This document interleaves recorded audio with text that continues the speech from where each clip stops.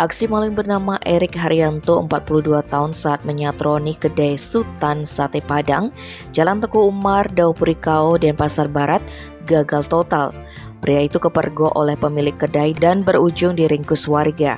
Selanjutnya maling itu diamankan Polsek Denpasar Barat untuk proses lebih lanjut. Kasus ini dibeberkan oleh Kapolsek Denpasar Barat, Kompol IGA Made Ari Herawan pada Kamis 7 September. Dijelaskan peristiwa ini bermula ketika pelaku menyatroni tempat kejadian perkara dengan membuka rolling door pada Selasa 22 Agustus sekitar pukul 3:30. Ternyata ada korban Ari Rahmadani 28 tahun yang sedang tidur di dalam kedai. Sehingga suara saat pelaku membuka rolling door terdengar korban. Ari pun terbangun dan melihat Erik Haryanto sudah berada di dalam warung. Korban yang kaget akan hal itu spontan berteriak maling. Lalu pelaku kabur ke arah Jalan Pulau Batanta dan dikejar pemilik kedai. Beruntung ada warga yang melintas dan membantu korban mengamankan maling tersebut.